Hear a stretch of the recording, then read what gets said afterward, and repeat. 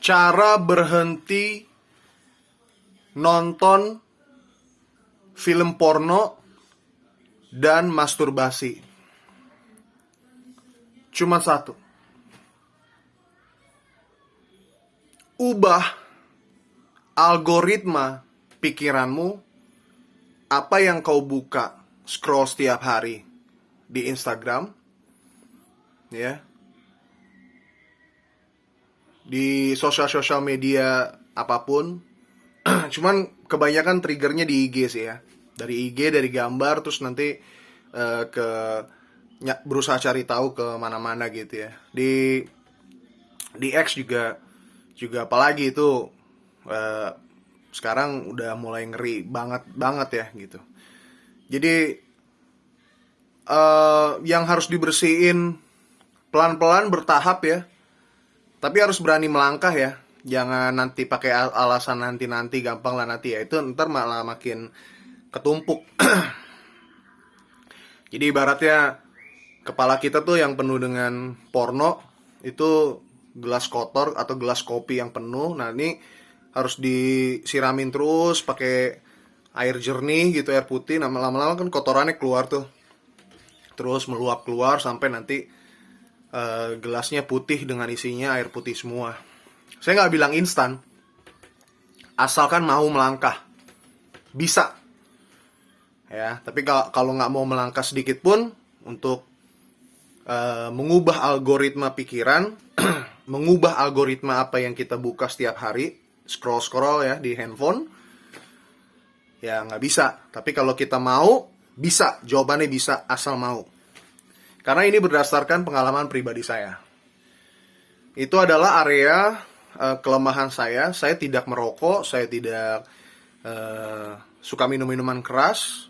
Tapi area kelemahan saya adalah di pornografi. Oke.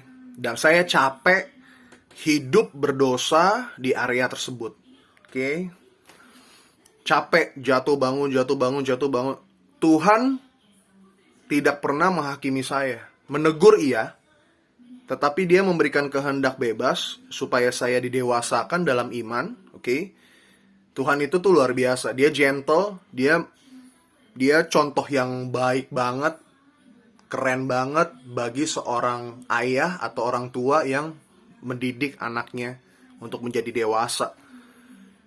Dia nggak pernah menghukum, menghakimi gitu ya, menghakimi akhirnya anaknya jadi jauh, enggak. Dia menegur iya, memberikan pelajaran iya, tetapi dia juga merangkul, memeluk anaknya yang ingin berubah, menjadi lebih baik, bertobat. Itu Tuhan.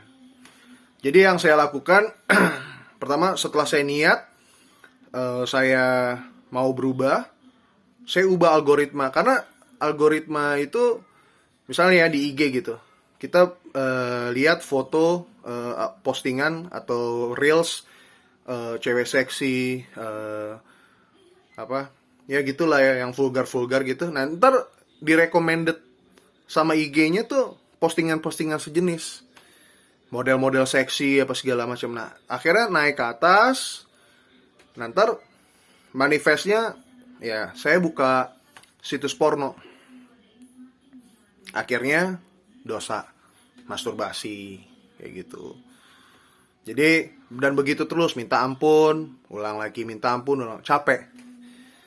Jadi sama kayak istilahnya bangsa Israel muter-muter 40 tahun.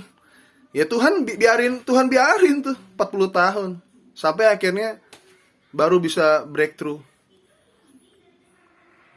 Nah, jadi Tuhan bilang, kamu mau lebih cepat sembuh atau lebih lama nih? Semua keputusan di tangan kamu, nak.